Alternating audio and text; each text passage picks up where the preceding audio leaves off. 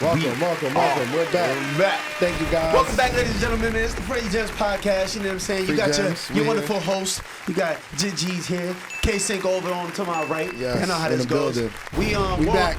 Listen, we on episode 4,693.8. I'm not too sure because numerical order, we have lost it. It's okay. You know what I'm saying? It's okay, though. But it is okay. Listen, we appreciate y'all, man. Y'all been going crazy on YouTube. Everything's been going up, man. Me and Cinco figured out this AI shit. Listen, we got the internet working for us right now. I ain't gonna lie, we got these automated clips coming out.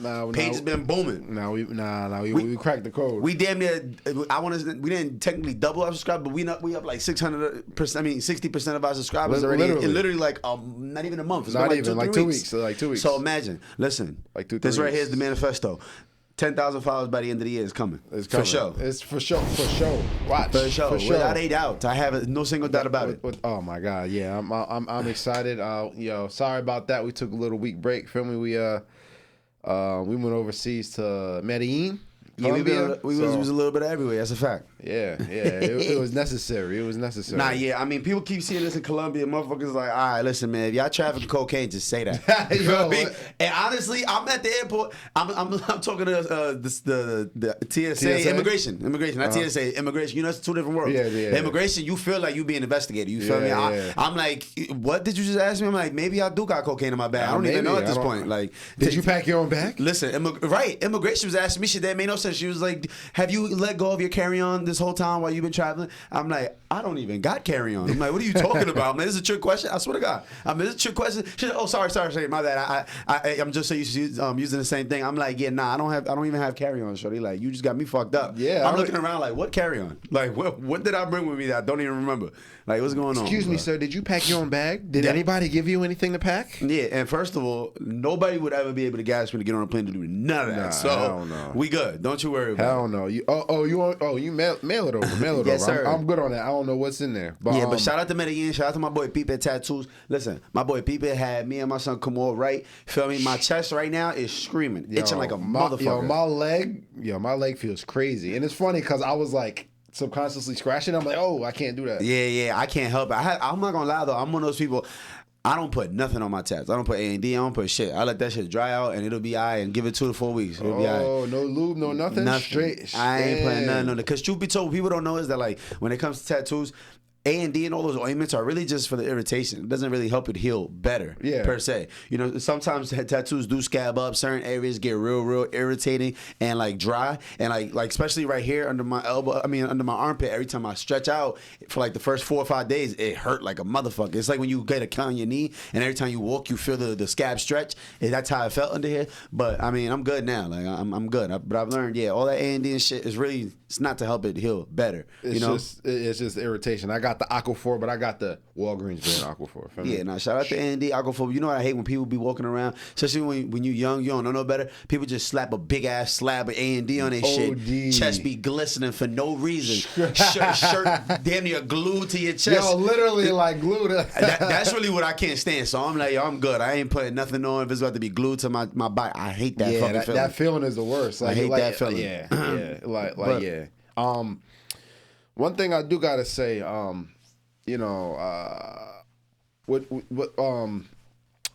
there in Medellin, we were standing in line for a spot, and behind us, there were 3 girls. They were from Europe.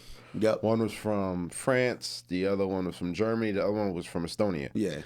And before you even joined us online, they were speaking English, but they had an accent. So I turned around and started talking to them. Yeah. And they seemed like they knew each other forever. Yeah. And but they met each other there. All of them were on holiday. They were out there for a month. And I noticed, like, I travel a lot, and I noticed when I travel, I normally see people from Europe, Australia, Canada, who go on holiday for a month plus, and it's just crazy to think about like the different worlds and the different thought process of different countries. Right. You know what I mean? Like, yeah, because a month vacation is absolutely insane to us. That's what I'm saying. But over there, that's customary. It's like I ain't about to get on no 12-hour flight to go nowhere if I ain't staying there for a month. That's what I'm saying. Like over here in America, we live in such the hustle and bustle lifestyle. We can't even fathom a month vacation. But if you go to these other countries, it's normal for them to travel for a month and go on holiday. And oh yeah, she was like, yeah, I'm here for another 3 weeks. I'm traveling all over Colombia. I'm like, yo, I can't even, like, we can't even fathom, being Americans over here. It's just crazy to think about the different mindset of the people and different cultures and what's accepted. And yeah, no, I mean, I've accepted that everybody's just better than us at life. Because, like, yo, Europeans, first of all, every other country besides America, people speak a minimum of 3 languages. I ain't gonna lie. Absolutely. Only in America do we speak one, and we barely good at that. You feel me? Like, we don't have our grammar down packed in English. These motherfuckers are smarter than us on so many levels, bro. You go to, like, certain parts of Africa, certain countries in Africa, bro, these people speak 7, 8 different languages. Literally. A couple different dialects of each language. Bro, it's fucking amazing what the human body could process. But our minds in America, for example, like, we just get caught up in so much other stuff where in these schools, you literally can't graduate high school. Like, here you can graduate as long as you can get a C in whatever language that you took. Let's say you took Spanish, French, whatever. You know what I'm saying? They technically teach you 2 languages in America. They teach you English. That they're always gonna have an English class. That's one of our main 4 subjects. And then you're gonna always have one extra language. But nobody ever actually learns the language in America through public schools and just through private schools. People don't learn it through there for real. Like, except for my brother. My brother, he's a child genius. He's different. Yeah, like, he literally was fluent in French by the time he was 13. But out there, I mean, over here, you can pass and graduate with a C or a B, even with an A. You still don't know the language. Over there, they have to be able to read, write, and speak it to you. They have, like, their test is like a whole conversation with their teachers. Like, I was gonna say that, like, even if you have an A in the language here, what does that mean if you actually learn? Exactly. If all you know is como tú estás, yo me llamo, like, no. We need real, un poquito. We need fluent conversation. And to go off that, it's just that we're Americans and we expect everybody to just speak English. And that's true. And like you said, they prioritize learning different languages overseas. Like that, you have to do that. Yeah. And when I went to China, we went to an elementary school. Kids no more than 2nd, 3rd, 4th grade speaking English. These niggas could rap at 3rd grade. Legit. We was having conversations in English in 3rd grade. Like, they learned that in school. Like, they, like, overseas, like, they take learning other languages seriously. Here it's just like an elective. I gotta pass this class. We think of it as passing a class, not actually learning the language. You know? Yeah, and it's crazy because in a lot of countries, too, outside of America, they have 6-day school systems. And they start school at like 7 a.m. from 7 to 3, or even sometimes like 7 to 4 in certain places, you know? Like, if I'm not mistaken, I think it's Japan and China. They both have 6-day school, 6 days a week school. So when you think about that, you got 52 weeks in a year. If you're doing 6 days a week, you're doing 52 extra weeks of the year than the average American student. Now, 52 days extra per year of school, where in America, I think we do like 200 or something like that. 180. Exactly. 180 minimum. 180 days. That's half. We do about half our year in school. These motherfuckers in there for let's say extra 50, 220, extra 50, bro. That means every 4 years they have an extra year on us. So in 12 years of us going to school, they actually went to school for about 15 in comparison to how many days we do. We will do 12, they do 15, because every 4 years they have an extra year. Every 4 years they'll have an extra school year worth of days that they've accumulated.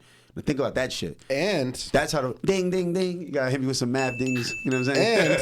And you gotta realize it's not only overseas. Like, if you go, Koreans in this country on Saturday, they have Korean school. What? And yeah, get the fuck out of here. Yeah, in Chinese culture, children on Saturdays have Chinese school, or Jewish people have Hebrew school on Saturdays, where they learn the language, they learn the cultures. Like, even the foreigners in this country make sure they keep their culture. Wow. Make sure they keep their culture going. Wow. Regardless of the American school system, they make sure that they keep their culture flourishing, which is something to think about. Yeah, that is smart. That's crazy. 'Cause I do remember going to Saturday school, but it was for like it was a religious thing. The only extra days of school that we have as Americans is Sunday school, which would be Christian or that's what it was. Or I used to have Sunday school. I used to hate that. Yeah, where you learn the Bible and stuff. But I mean, now they was in there teaching us more than just the Bible. But you're right though, it was majority Bible. But I do remember we was in there doing 2+2s and all that. We was doing school. Oh, that's good. And I used to hate it. But that you know, we do it here because of religion. They do it because of culture. Yeah, culture and education. Wow. Yeah. No, that's why they're better than us. Everybody's better than us. I ain't gonna lie. Yeah. At least from a educational standpoint. Because you know, like I was just saying, like you were just saying, everyone from a worldview as far as education or languages, but over here we're just about making money. You feel me? Hey, listen, I ain't mad at that. Life, man, me personally, man, life is more about money, bro. Life is way more about than just getting the bag and making money. You mean it's more than just about money? Saying. Oh, because you said to me life is all about money. Oh, I thought. Oh, if you run this back, you said life is all about money, and I knew you didn't mean that. Life is more. Life is more about money and making a bag, and it was just and I know like it was an epiphany that happened to me when they said, "Oh yeah, we're on holiday for a month," and I'm realizing all the trips that I've taken, and I realize I'm poor. Once they said that shit, I'm like, I'm fucking poor. I can't go nowhere for a month. But I don't know. But I don't even know necessarily that you're poor. It's what they prioritize. Nah, no, I'm just talking shit. But yeah, no, you're right. But hey, listen, it's dope because those girls too, they were young as fuck. One was like 18, 19, and 20. Yeah. And the fact that they take their gap year after high school before college in order to travel. Ah, see, in America they teach you better go to college straight out of high school. You better go enjoy that shit and don't you dare miss out because you won't go back. And I mean, there's some truth to that. But either way, you know, it was just dope because their home languages was French, German, and Estonian. And they were sitting behind us talking English. Speaking English, I'm like, exactly. What the fuck? I'm like, that's amazing. You know what I'm saying? But and I had to back out a little bit of French on show. You know what I'm saying? She didn't see that coming. Comment allez-vous? Je m'appelle Esmerlin. Je parle français, pero seulement un peu. Feel me? I was BB. Yeah, and I'm out of there. Yeah, man. Shout out to Medellin. Yeah, shit was amazing. Listen, the best climate in the world is in Medellin, Colombia. I promise you. Yo. You could be dressed like this. You could have on shorts. You could listen. The women just running around naked if they want to. It don't matter. The world is yours. How do you want to dress? I seen niggas out there with coats on, and I seen bitches out there in that same night basically naked. I'm like, yo, this shit is amazing, bro. It didn't get hotter than I think like 78, 79 the entire time. It didn't get no colder than like 60. But it was the rainy season though. You know, it was the certain. It was rainy season. The rain would hit for like 20 minutes and then it's gone. No, but I'm just saying. I feel like if it was another season, you know, the sun would be able to be a lot hotter. But probably. But you're right. It was literally like 75 the entire time. Yo, like, bro, beautiful. 75. You could wear whatever you wanted. Yeah, that shit was amazing. We was right by in the center of everything, man. Shout out to Medellin. Medellin did me right. Yeah, you feel me? At this point, like I said.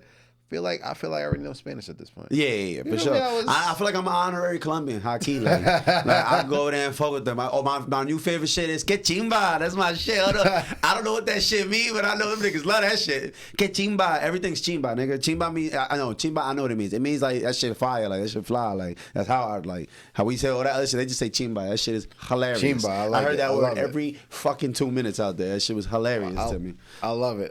But yeah, listen, man. We just got back, so let's talk about it because there's been so much going on that we missed. So much. Listen, we had last week that we didn't tune people into. It was a lot going on. Because listen, Drizzy has responded. I ain't gonna lie, Drake's talking crazy. Drizzy has responded. Yo, he is awakening the beast. Did you see his response? Listen. Did I hear his response? Well, first of all, if you want me to be 1,000 with you, yeah. I've seen like 10 videos about his response, never listened to the song. But I've taken all the clip notes. I've taken all the clip notes. Listen. I've seen all the reactions. I literally have broken down bar for bar. I know the whole song without hearing it. Never heard it. No. I know the whole song. But you gotta listen to the actual song. I heard the song. No, you didn't. I read the synopsis. Now I read the transcript. This boy over here looking at synopsis. I read the transcript like I was in court trying to read niggas' paperwork. Reading lyrics. But Drake is talking. Drake is talking crazy. Drake basically. I'll just break down a little bit of it. You know, Drake of course coming for Kendrick height, talking about you know how you a big stepper in a size 7. You know, he came and talking about how you know, drop and give him 50. He was saying how How TDE had pretty much owned him for the last 10, 12 years. It was telling him, like, listen, you drop your music, but we need 50%. Or you can drop from the label. We need 50% allegedly, he takes 50 off top, and he was talking about we need a verse for the Swifties, saying that he doesn't control the verses that that he makes whatever verses that they tell him to make and everything. Damn. He also name dropped Kendrick's wife. Allegedly, she had an affair with the security guard. Mm-hmm. Yo, I ain't gonna lie, he was talking. Yeah, listen, once you involve the wife, it's all gloves by off. name. No, by name. Not even Shout out to Whitey. Shout out to Whitney. No disrespect, Kendrick, but listen, hey. Yeah. I'm excited because I know. Listen, what people don't understand listen, the ball is in Kendrick's court. The ball is in Kendrick's court. The ball's in Kendrick's court. The ball's in Kendrick's court. But I'm gonna be honest. Before we even get into that, because a couple things. Number one, you mentioned Kendrick's height. I'm not gonna lie. Some of the most gangsters niggas I know is all short as shit. They all under 5'6". I ain't gonna lie. All the super tough niggas I know is under 5'6". I ain't gonna lie. Literally, like all the super tough niggas. You feel me? But. I say that, and then I say, like, yo, listen, people keep trying to say, oh, Kendrick got this much time to respond. Bro, this is just chess, okay? Kendrick knew what he was doing when he dropped the first little sub, because that wasn't a diss track. What he did was poke the bear, and he was like, okay. See if he could get a response. Exactly. What he did was basically yo, suck my dick, and then Drake pushed him first. You know what I'm saying? Like, he verbalized it, and Drake pushed first. Like, you know what I mean? Like, yo, hit me first. Yeah. Nigga pushed. All right, now I'm about to swing. Kendrick is cocking back from over here. He's coming from all the way over here, and he's about to come knock this nigga's head off. Gum pistol! That's what I'm saying. Like, yo, listen, bro. He's about to smack the world with some shit, but he's playing it cool. Because when he does, he's going to violate. He was just waiting for everything to come out. Let Drake do his strategic, because Drake's gonna out-strategize him, but he cannot out-rap him. I promise you. I just want to say, on this podcast that I apologize to J. Cole. Nah, fuck J. Cole. Nah, I apologize. It's that if I see J. Cole, listen. Last time we were on here, I called him the bronze kneecap. I apologize.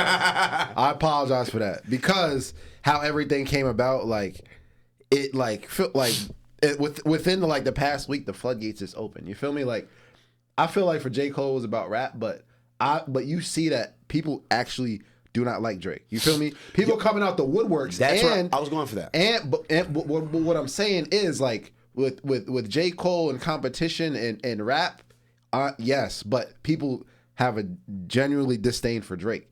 And he didn't want to pick a side in that, and he was picking Drake's side. He didn't want, disdain for them. He didn't want people to have disdain for him, and it's not bigger than rap for him. I don't know if he foresaw all of this coming, right, or he was just playing it safe up front. But I just want to say I apologize to J. Cole. So you pulling a J. Cole for J. Cole right now? You dissed him, and then you're gonna come back and you're gonna apologize. Well, hindsight is 20/20. Yeah, because look at what's transpired. Yeah, you see Ross's. You heard Ross's diss track? We gonna get into that. Did you hear Ross's diss track? No, I did not, but I didn't need to, because I read the transcript. No. I don't want to hear nobody rap till Kendrick rap. No, you naked. I don't give a fuck what they want to blazing. You got to. You have to. I don't give a fuck what they got going on. I ain't gonna lie. Rick Ross was talking crazy. Ross was talking crazy, but let me say something, because I actually just went to a Rick Ross concert by accident. Didn't even realize he was performing there. You know what I'm saying? Let me tell you something, Ricky Rose. First of all, I don't trust Rick Ross. I don't trust nobody that speaks about themselves in third person 24/7. I've never heard him refer to himself as a regular person. He doesn't say I. I've never heard him say me, I, nothing. It's Ricky Rose. Or he goes, the boss doesn't feel this way. The boss wants water. The boss needs to get picked up. I'm like, my mans, cut that shit out. We in real life right now. Like, do you talk like that off camera? Because if you do, there's no way you have real friends.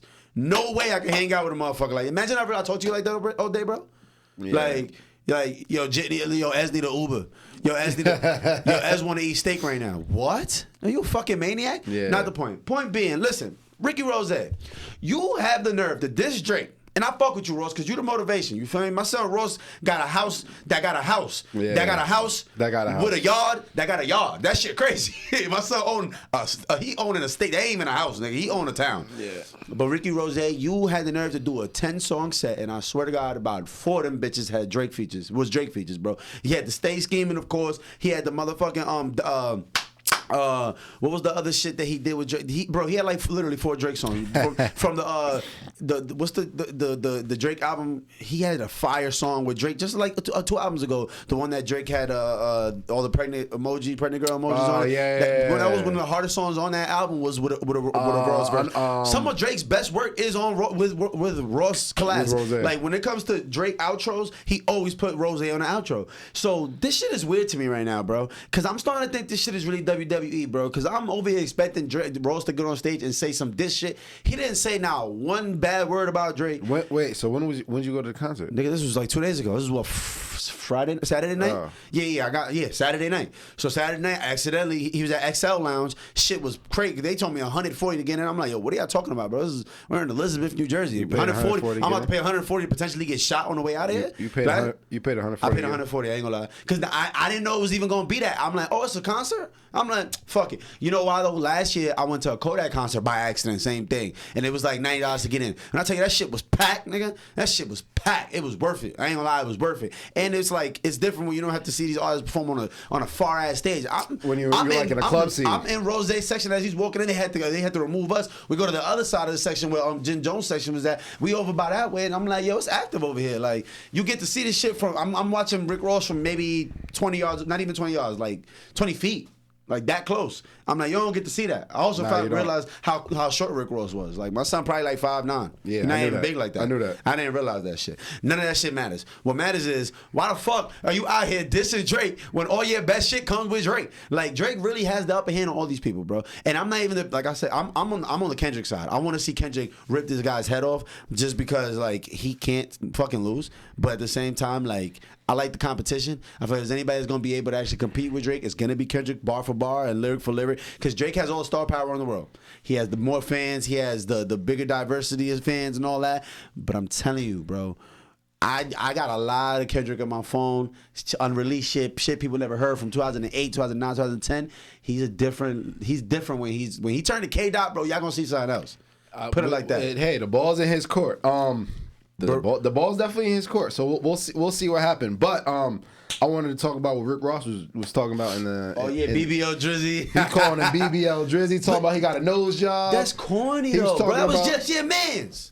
That was just your man's. But we don't know what happened. Who even dissed this thing for him to come out like this? I don't know if Drake said something. I don't know. Bro, I don't like the way people are ganging up on this motherfucker, bro. Know. He was just your best friend. He gave Future his first #1 album, gang. And you first #1 song. First #1 song, same shit. Not album. Yeah, first #1 song. Every other #1 he had, I don't think he ever had another #1. But in the last like 5 years, all his biggest hits been with Drake too, high key, bro. Like, let's talk about it, bro. But no. But this is what I'm talking about. Are we talking about biggest hits mainstream or biggest hits that people actually listen to? Biggest hits mainstream. That's what you feel me? That's what I'm saying. But Future's biggest hits mainstream people actually listen to. No. But what I'm saying, do you think Future's best songs are the ones with Drake? Probably not. But we're talking about mainstream. Future thinks his best songs are with Drake. I'll tell you that much. If he looks at his bank account, and if he was to look at his fucking distribution and see what songs made him the most money, I promise you he's gonna be like, oh, that Drake feature, and that Drake feature. But does that make it his best? I'm talking back from Tony Montana remix, bro. Niggas forget Future didn't really pop till Drake hopped on that remix, bro. Like for real. Like don't get me wrong, people was jacking Future, but nobody even knew who he was. When Drake hopped on the feature and they was in DR shooting that music video, that shit was crazy. Tony Montana, it was 2010. That was 2010. It's like, bro, then you gonna turn around and like, all right, cool. I don't know what the fuck they got going on. It's rumored that it's behind some women and some other shit. You know what I'm saying? But like, the whole Kanye West is now coming out talking about how made a verse. He's talking about niggas was excited to get on this Drake dissing like thing going on. Like it's like, whoa, it's the anti-Drake. I don't know what Drake did. Ye and Drake have been going at it because of good music and all that. Drake. It's way more than just good music. Okay, he said he crept down a block, made it right. Death the lights. Yo, bro. Drake disrespectful. That was him saying he fucked Kim Kardashian, by the way, y'all. And and that is another thing I wanted to bring up. We were talking about this. All this is coming from left field. But if you listen to Drake's music, he's been taking shots at a lot of artists. He's been taking shots at Kendrick before Kendrick came out with his verse. Yeah. But the public doesn't know that. Everyone's like, why is everybody getting it up on Drake? We don't know the little subtleties in the music and the little shots that people take. For sure. The artists know. Right. But so when the artists clap back publicly, it's like, oh, they coming after Drake. No. Drake can't. Drake is calculated. Drake is. That's why I was telling you before. Drake is petty guy. ASAP Rocky got involved. Yo, everybody. I ain't gonna like. Man, Rocky gotta get out of here. Rocky gotta get out of here. Niggas is dick rider. Niggas be mad, bro. Rocky gotta go back in his corner. Nobody want to hear that. Nobody want to hear that. Listen. I got love for ASAP Rocky because his first 2 projects had some shit. Listen, when Rocky first came out, the momentum he had. The way he was controlling the youth, the sound in just a matter of 2 projects, and for him to be so fucking musically irrelevant for the last 12 years makes me so angry. Get him out. I love Rocky at first. I'm not a fan. That nigga's music has been garbage. He started doing too much LSD, shrooms. He's in London and shit, partying with niggas. Listen, I don't know what happened to Rocky, but his music is garbage, and he needs to slow the fuck down. Stop. Don't come at Drake. Okay. I'm not a fan for other reasons, but I don't want to talk on that here. I don't talk about that here. It's like that. It sound like Rocky took your bitch. I ain't gonna lie. Nah. It sound like Rocky took your bitch. Did Rocky fuck your bitch? Nah. I'm just saying. Rocky did live at Elmwood Park. He was running around Jersey before he got famous for a little minute. You know what I mean? And he was definitely running around fucking every bitch. I ain't gonna lie. You feel me? Before and after that. But what I was gonna say is, like I said, Drake is King Petty. Drake is calculated. Yeah. He's been taking shots at a lot of artists for a while. Yeah. But nobody knows it was a shot. People think it's just a regular song. Yeah. People on TikTok doing these dances. Yeah. People on the stories. But the people who the song's about, they know. They know. That's what I'm saying. Everyone's like, oh, this is coming from left field. Why is everybody coming up? They know. Mm-hmm. They know. Drake knows, and that's the thing. Drake, that's what I'm saying. He's calculated. He's petty. He cares. But you feel me? Like Rick Ross going, oh, the white boy, the white boy. He wasn't a white boy when you was on all his outros. You a fucking dick rider. Yeah. I don't like that. Now he's BBL Drizzy. Rick Ross. I mean, but that is a little crazy though. If he did get that certificate, he didn't get no fucking BBL. I don't know. Ain't no grown man. Correction. Ain't no grown. What's the heterosexual man getting a BBL? A BBL is a Brazilian butt lift. No, but that's not. He's talking about liposuction. But he said he got the 6-pack. Yeah, liposuction, ab reconstruction, all that good shit. That's what he's saying. The BBL is. Yeah, you feel me? I get it. Not an actual. That ain't yo. Right. But regardless, it's like, bro. All right, that's a good joke. That's funny. That's funny. And he said. White boy shit though, talking about he got a nose job because he is actually white. He's half white. Let's not forget that. But now that matters. Like that was just your man's for all these years. Yeah. Y'all was saying nigga on the track all day. Now he's white boy. Now he's white boy. All right, but now he was like Drake wanna run to his mammy. Drake wanna text his mammy. Wanna get his mammy on me. Wanna get his mammy. Ross funny as fuck. Ross. I was surprised how funny he was. And then they was going mansion for mansion. They was talking tax brackets I can't even think of. You feel me? Like they was having the mansion off. Feel me? They was having the state off. I can't relate. They was having the state off. They was talking some rich shit. I was like, what these niggas talking?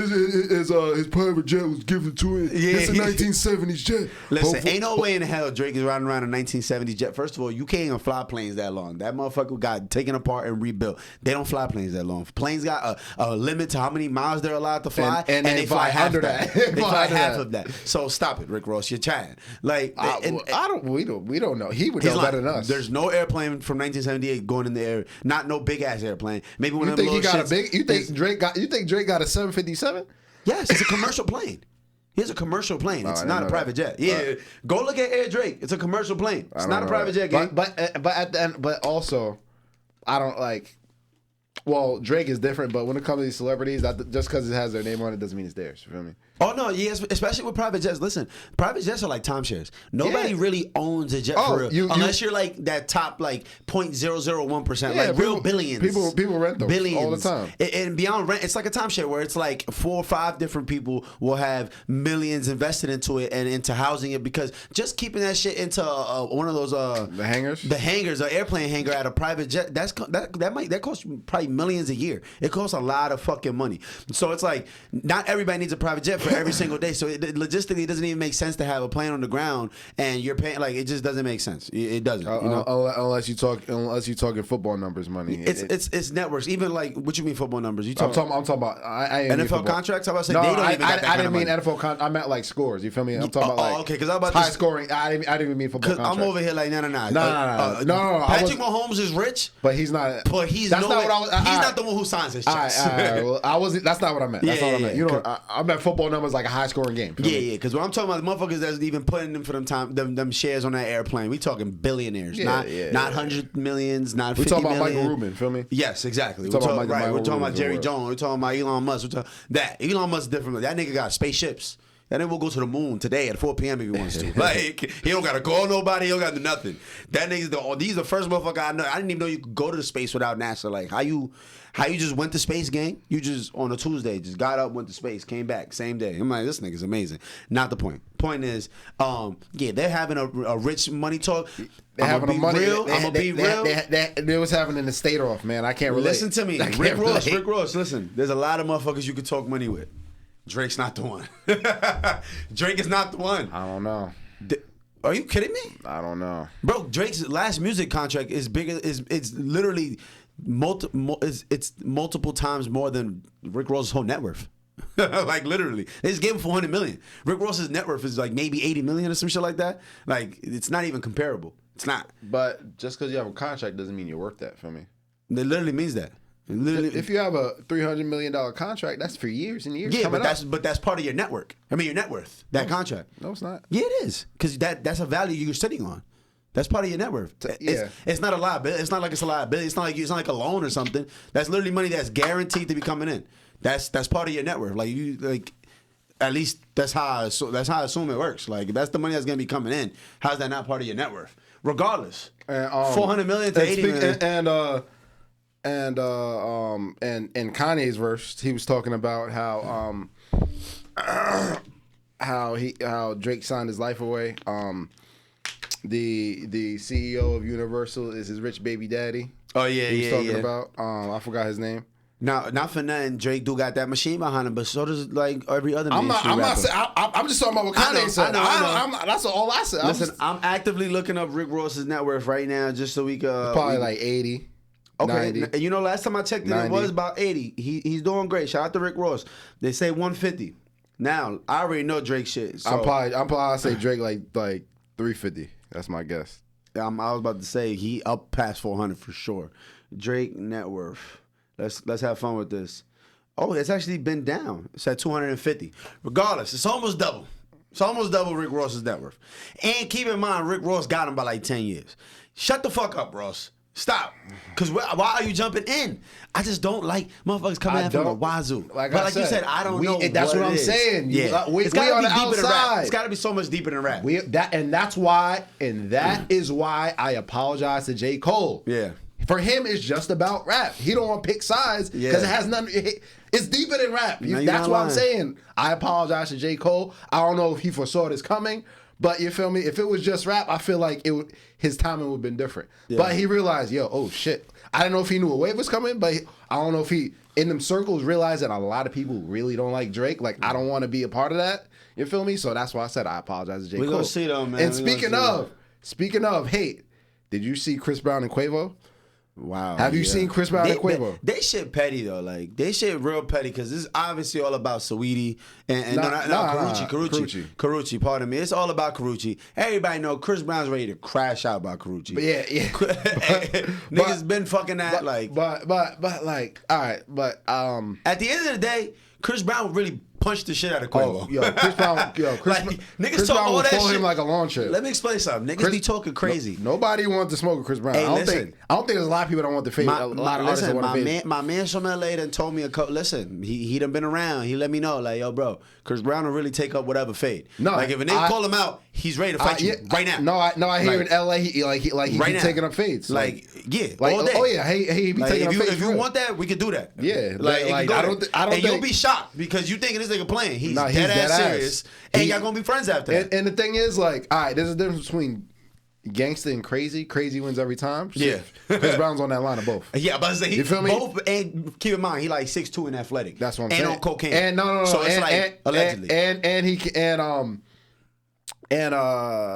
dance. Feel me? So he got the shadow boxing him. You never want to. You don't want to fight no 30-year-old. If a nigga is 34 and he could do a backflip off the vertical. On cocaine. He can do like parkour on and all cocaine. that. That's not somebody you want to fight, gang. I'm not gonna hold you. Like, leave that nigga alone. I've been watching Chris Brown dunking and doing NBA shit since he was a kid too. Yeah, like, leave that nigga alone. He's super athletic. But I don't have nothing to do with the diss songs. But I was talking about as far as the Crunchy thing goes. I mean, from Chris Brown's perspective, right? Mm-hmm. And I remember that him and the Migos were they were like brothers, besties. Yeah. And you gotta realize he brought Crunchy around. Nobody knew who Crunchy was before that. Right. You feel me? And now after we done, you gonna slide in that, feel me? I introduced her to the world. Feel me? Now I don't know, it's a little, you feel me? Yeah, but it be like that though. You know, niggas just trifling. Niggas don't give a fuck. That's what I'm saying. That's what I'm saying. Don't give a fuck. And that's what I'm saying. I don't think it's necessarily about, like I said, it'd be about the principle. I don't think it's necessarily about her, but like, yo, damn, you my mans. I brought her around. Nobody knew her before me. And now I'm done with her. Now you feel me? So was you eyeing her when I was, you feel me?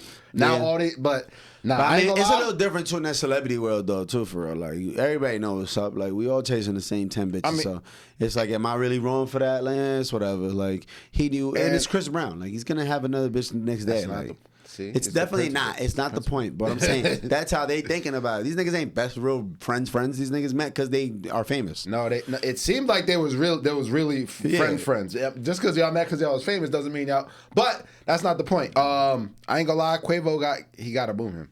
He got to boom him. He was talking too crazy. He was talking crazy. You didn't hear Chris Brown's? See, niggas forget Chris can rap too. That's what I was. Yo, listen. Chris can do everything. Listen, Chris Brown is one of the most talented. Talk about it. People in the industry, regardless. Ever. Like, if he was just a rapper, he'd be one of the top rappers in the game. Bro, he could rap.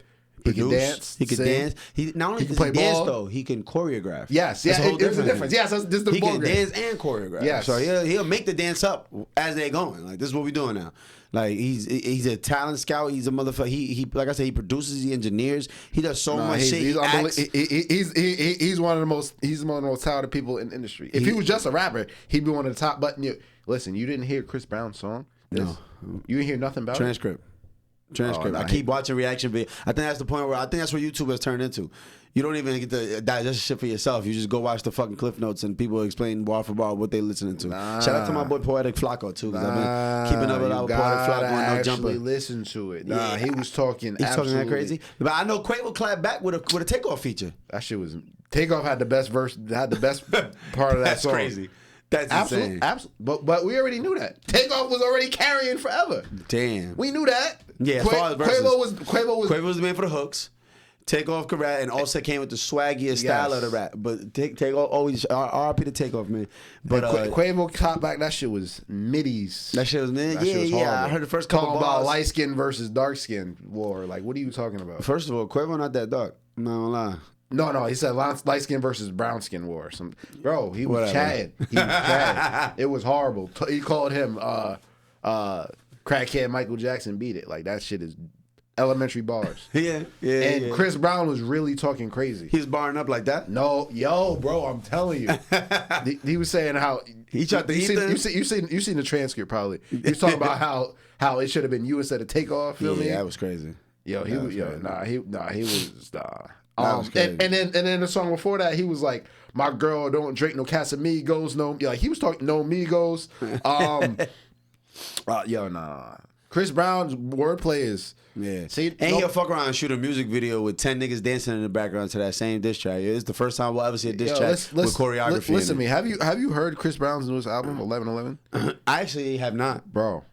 I have not. He's unbelievable. Is it 56 songs? Yes. God damn it. And that's why I'm not listening to that shit. No, but they all, like, he's unbelievable. I believe it. And he's a song, and he writes a lot of his own music unbelievable. Too. So he's definitely his last two albums go stupid. Yeah, nah. His last two albums go stupid. I'm definitely a fan of Chris Brown's music. His whole career, except for the part where he punched Rihanna, but it'd be like that sometimes. I guess. When you're 19 years old. Like that. Listen, it don't be like that. Hey, listen, I heard she punched the shit out of him first. Of course she did. No. I don't know if you ever been in front of the wrath of a Caribbean woman, dog, but listen, good luck, man. That's all I'm gonna tell you. Allegedly, I heard she started it first. Listen, the one time I argued with a Caribbean woman for real, the bitch pulled the knife on me. I was about to say she pulled out the blick. She had to pull out the blick. She pulled the knife on me, and I looked at her like she was that ass. I might have to kill you. Like that, but it becomes that. It's like, damn, you about to. You about to try to kill me? Like, it's that deep? Like, whoa. Where did you get a knife from? Poked up. Yeah, Shorty pulled up to my crib with a knife, man. That shit was crazy. I'm the blick. Just because I didn't want to talk to her, though. That's what got it. Yeah. It wasn't like I got caught. Nothing. Like, it just, I was trying to double her. She was not trying to go. Yeah? Oh, yeah? Pulled out a knife. Like Usher. Watch this. Right, watch this. Watch this. Watch this. Yo, bro, insane, bro. I got too many fucking stories. But nah, yeah. Quavo gotta boo him, and then Quavo shouldn't even responded with that whack shit. That shit was horrible. Nah, word. But what you expect? You want Quavo to hop out rapping like Jadakiss? It ain't gonna happen. You know what I'm saying? Never said anything. It would have been better if he never said anything. Wait, was that bad? He should have just tweeted back, like, just tweet some fly shit. Chris Brown responded. He was like, all the time, he was like, he was like, Quavious, I'm not even responding to that garbage poo-poo shit. Tomato. That's what Quavo should have did there. Just responded with some tweets. I would have made that picture when Chris Brown got locked up the night of the VMAs. I would have just made that like my profile pic. That would have been better than his response. Damn. Yeah. I'm telling you. This shit is chess, man. You gotta know sometimes. The best part of that song was Takeoff. Damn. That's why that song. Take floated on that. Damn. Like he always does. Right. R.I.P. Take. Yeah, man. R.I.P. to Takeoff, man. But but listen, we can't go on without addressing what happened this weekend. I already know you about to say. Did you see it? Oh, you had a concert. I was at the Cliff Notes, goddammit. Yeah, I see the Cliff Notes of the whole week. These last 2 weeks have been a fucking Cliff. It's been all Cliff Notes. I'm gonna be honest. I was on the flight. Now, if you don't know what we're talking about, man. One of the biggest upsets in boxing in the last, let's say, decade, man. Let's talk about it. Yo, Devin Haney was looking yo, since round one. Got his ass whooped. He got dog walked. By my motherfucking mans. We thought he was smoked out on Sherm. I thought something was off the fentanyl. Yeah, we thought he was. The Tranquil. I don't know what Ryan Garcia was smoking for the last 2 weeks. Him, Kanye, Elon, them niggas been hanging out. And Ryan been talking some bullshit. But what I do know is he came out and that boy handled business. That left, Ryan Garcia. That boy came out and handled business. His left hand is different. They said that left hook. That left hook. Be careful. And guess what? Hey. That's his ace. You know he's coming with it, and there's nothing you can do about it. I'm going to be real, though. Okay, listen. Devin Haney, man. Shout out Devin Haney. I don't want to, you know what I'm saying? I know it's heartbreaking, man. I'm sure you're already past you're in your multi-million-dollar house with your multi-million-dollar worth of cars in the garage. Shout out to you, gang. You're changing the game of boxing the way you handle your business. I respect that. But, bro... Are you kidding me, bro? My son was how many and 0 so far? He was like 31 and 0. 31 and 0. Then you keep that that undefeated, bro. That shit is so prestigious in boxing. And it's like, damn, you really went out like a fucking sucker and got your ass whooped, gang. By the motherfucker we all thought was burnt out. Yo, burnt out. And it's funny because after the fight, Ryan Garcia said, I drink every day. He said, I drink every day and still won. Bro, the pre-fight interview was so fucking funny. It was them two having to sit down just like this. Right? Did you see Ryan Garcia? He was dancing. He was doing like, it was like the scene from Wolf of Wall Street. He was doing like a little voice, he was doing like some little voice reflection exercise thing.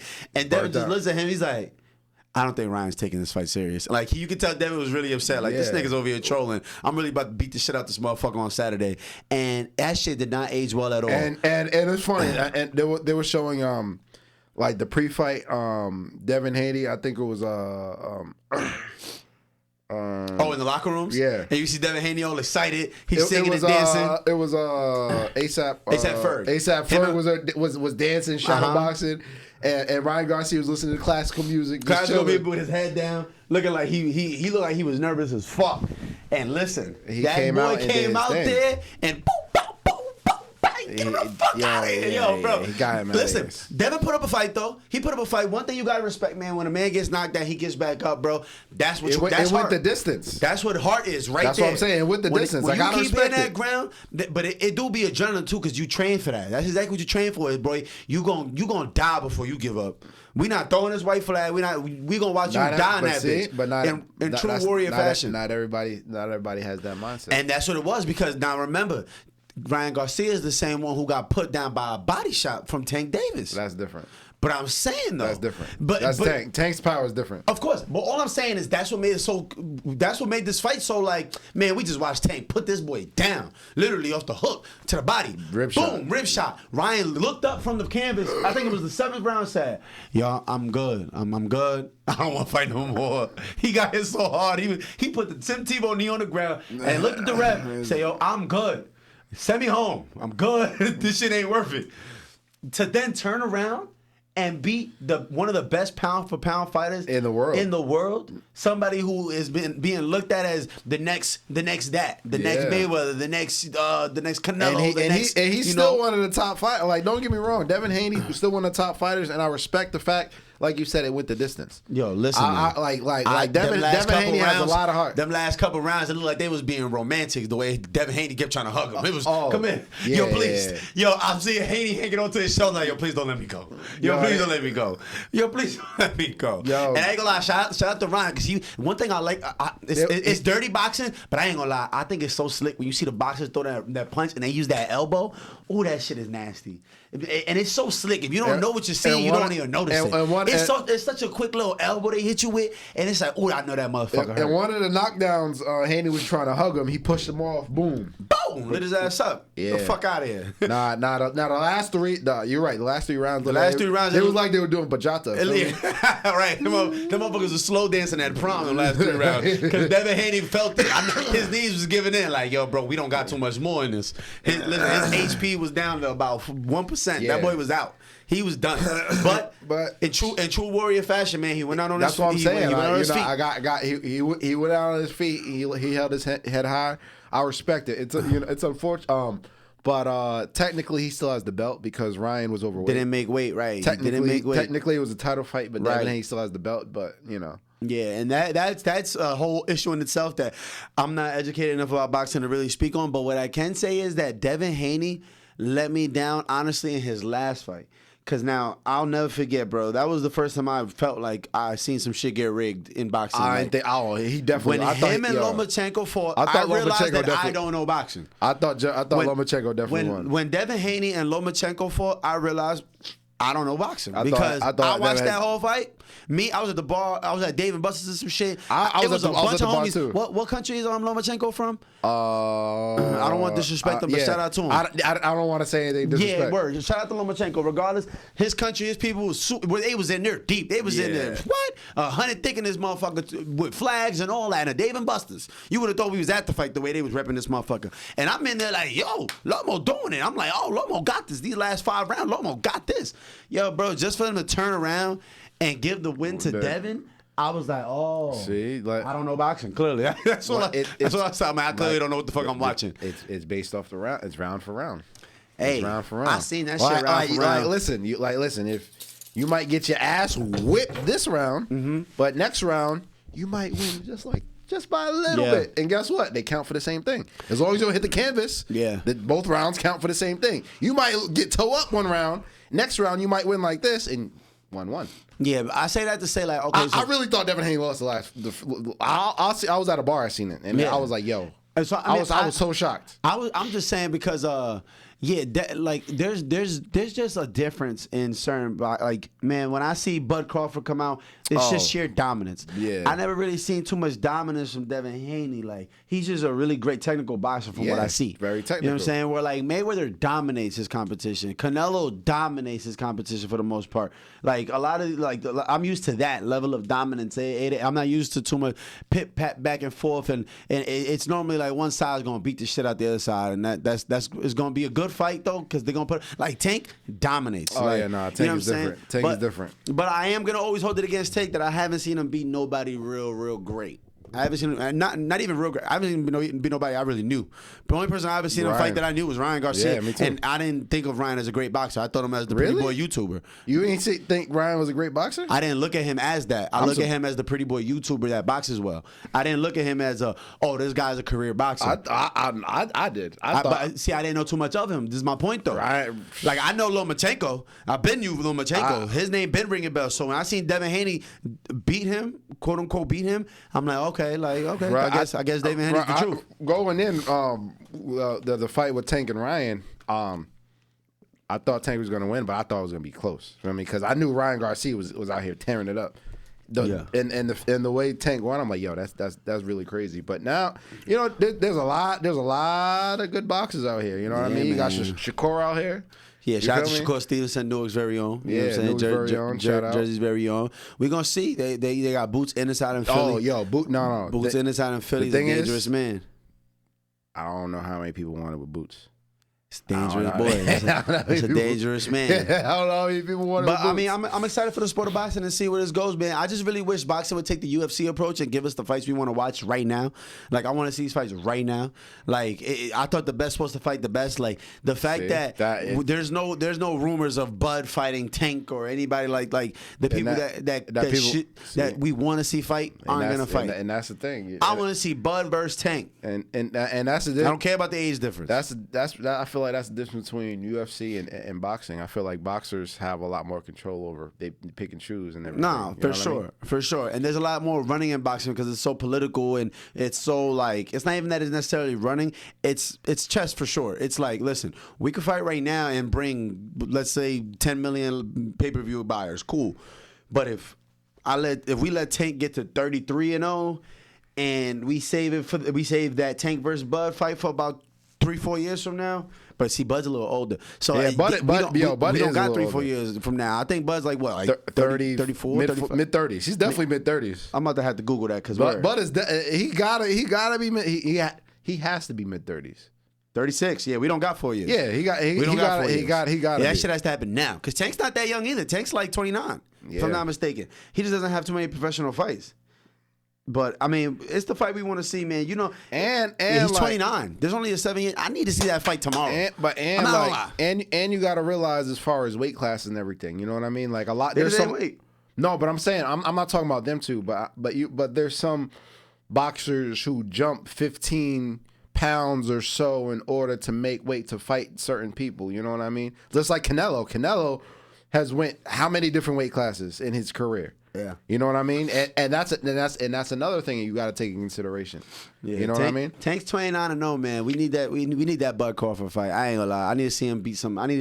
Greats. I want to see Shakur Stevenson get in the ring with Devin Haney. With Haney, I would love to see that. I want to see it, man. They got to make it more interesting. I feel like that's what diluted the boxing game is the way that they avoided so many big fights. You know, we got the Mayweather and Pacquiao fight 3-4 years too late. And that's what they've been saying about Mayweather in general, as far as not just him, but the sport of boxing in general. As far as picking and choosing and picking your windows. And put Errol Spence in there with Haney. Put Errol Spence in there with Tank. And it wasn't like this 30 years ago or so. Oh yeah, no. 30 years. I grew up watching Mayweather run through every single body that they fucking told him to. Point blank, period. It was. He fought De La Hoya, cool. Motherfuckers thought it was sweet. Yeah, I remember when he went up against Ricky Hatton, they thought he had no chance. He smacked the shit out of Ricky Hatton. Sugar Ray, not Sugar Ray. Ray Robinson. No, not Sugar Ray Robinson. What was his name? Fuck. What are you talking about? Sugar Shane Mosley. Sugar Shane. Oh, yeah. Sugar Shane Robinson is fucking in the 60s, 70s. When he fought Mosley, thought he had no chance. When he fought what was his son's name? He actually lived in Teaneck, Brooklyn dude. That's my boy. Oh, I know you're talking about. That's my boy. No. He has the coolest name. Zab Judah. Zab Judah. That was twin. Yeah, when him and Zab Judah fought, and Zab Judah said, "I lost. What? I'm tearing this whole shit up." And him and his whole camp started fighting. Yeah, that shit was gangster. Like I want to see that. Like I want to bring that back. And then when Zab Judah and listen, Mayweather wasn't ducking none of the big names, bro. We fought Zab Judah. We can't name one name Tank has fought. When Mayweather was in his prime, every name niggas want to see him fight, he fought. The only fight that they prolonged was the Pacquiao fight because they understood it would have made way more sense later on. When he fought Marcus McDonough. And the Canelo fight as well. Oh, I was going to say that. I was leading into that. I didn't want to just speed into that because the trilogy to him and Marcus McDonough, that was legendary. I think they only fought twice. I don't think it was a trilogy. It wasn't. They only fought twice. But still, that was amazing to watch, man. And like, I just want to bring that back, bro. I don't. Why are we gonna wait to Bud Carver's gonna be retired. Errol Spence is halfway retarded from the car accident. Like, not even trying to be funny, but for real, he's like off. He's been off for like he has a glass jaw. I've never seen nobody get their ass whipped like that during a fight that we were supposed to be such a mainstream honestly, fight. Besides Mayweather's.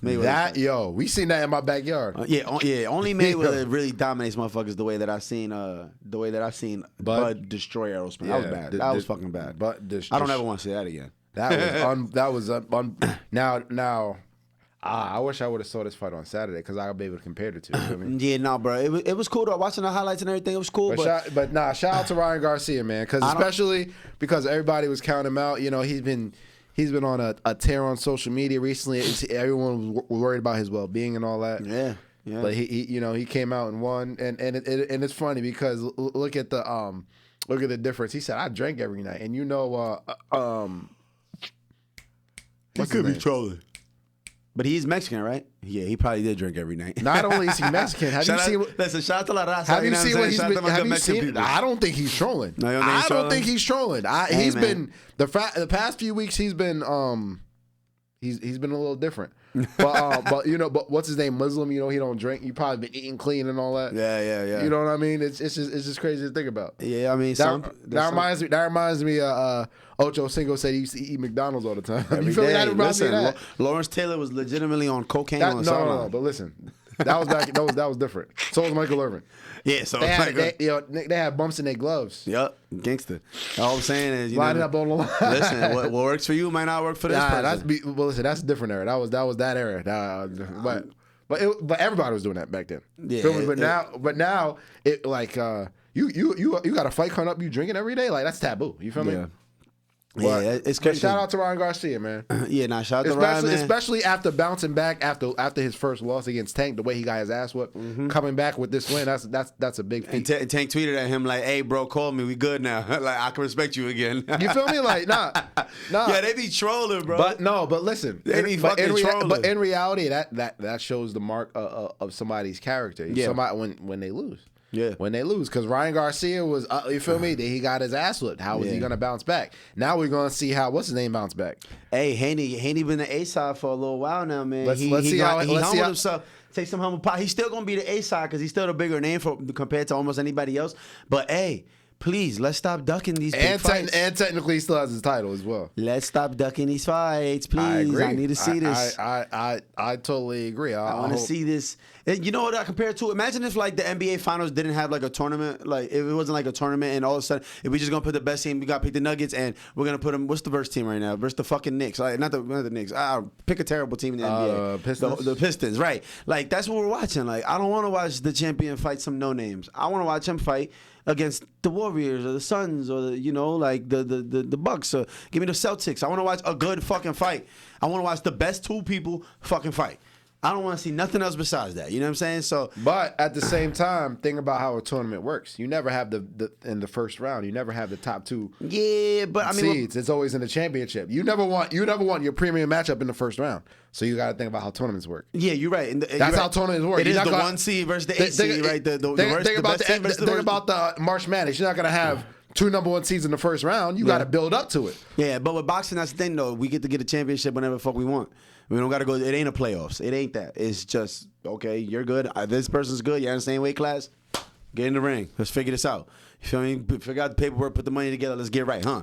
Get in the ring. And that's the thing. It's so, that's the difference between boxing and a lot of sports. It's so, well, you're your own business. You know what I mean? That's the one thing I love. See, I feel like boxing and track are the two purest forms of competition where it's a pretty clean-cut winner. You know what I'm saying? You can tie, but it's also a self-sufficient. It's just about you. It ain't about nobody else in that ring. It's just you. Yep. Like tennis, you can have tennis, gym. You feel me? Tennis like that too, but. That's a good one. Yeah, there's a lot of one-on-one sports that are very similar. It's just mano y mano. But I just like it's gonna be I'm faster than you. It's definitive. Right, it's definitive. I'm faster than you. You watched me beat you in a race. Why? Because look at this picture. I clearly beat you in this race. Boxing. I beat you in this fight. How? Because look at your face, nigga. I feel like look at your fucking face. I feel like track is it's either you win or you don't. But you know when it comes to like judging, as far as boxing, gymnastics, dunk contest. It's all, you know, how many people we've seen Aaron Gordon get robbed at a dunk contest. Yeah. We saw Devin Haney win his last fight before this, but we didn't think he won. Right. You know what I mean? We've seen gymnasts we think have the best score, but they didn't really have the best, I mean, yes, it's one-on-one, but that's also very subjective as well. When it comes to judgment, it is subjective. You feel me? Track, it's I beat you. Yeah. There's nothing you can say about that. So track might be the purest. You feel me? The purest, I beat you. There's nothing you can say about this. Yeah. I crossed this line before you did. There's no politics. You feel me? It's line up. Once the gun goes off, let's see who gets there first. Yeah. You feel me? Yeah, that's true. There's no way to cheat it. There's no the refs. Oh, that was a foul. Yeah. Oh, where's the flag? No, there's none of that. Shout out to the track stars, shout out to track athletes, man. Shout out to track being one of the first sports ever. And the Summer Olympics is coming up, feel me? Yeah, man. Shout out to the Olympians, man. That NIL is opening the door for people to get paid. Shout out Sha'Carri Richardson, feel me? Shout out Jeremy Curley, you feel me? Listen, Sha'Carri, if I ever run into you, just know. Just know I will get you fucking pregnant. Okay? I need the genetics. I ain't gonna lie. I need the genetics. I think. She gay? I think. Listen, I think she has a girl. Sha'Carri, we can figure this out. Don't worry about that shit. But yeah, Summer Olympics is coming up. Summer Olympic on deck. It's on deck this summer. Hey, listen, I'm excited, man. I'm excited. Yeah, track is definitely one of the first sports because you got to realize it's like, okay, who's in this race faster? Yeah, and it's literally a matter of we've been racing since the beginning of time. You know what I'm saying? But I mean, we just went sports crazy, rap crazy. We just went a whole lot of topics, man. I just realized we just ran out of time. Yeah. No pun intended. So listen, man, it's been the Free Gems podcast. We appreciate y'all. We're gonna jump back into this numerical order of the episodes. We were just holding out the episode 100 for y'all. Make sure it's something special. You know what I'm saying? But we still working on it. Don't y'all worry. We still working on it. Lord, a lot of things coming. We just gotta put everything together. Guess what? It's a marathon. Yes, sir. And on that note, make sure if y'all got any podcast questions, y'all reach over to Marvin the producer. You know what I'm saying? The King of Podcast, you know what I'm saying? Shout out to Bravery Studios. We out here in Garfield, New Jersey. Big shout out, Bravery. Yeah, big things to come in the future for everybody, for the Free Gems Podcast, Bravery Studios, for everybody, man. Y'all check us out. Garfield, New Jersey, like I said, the act will be in the description. Appreciate y'all. Free Gems Podcast. Yeah, stay tuned, everybody. We gone. We out of here.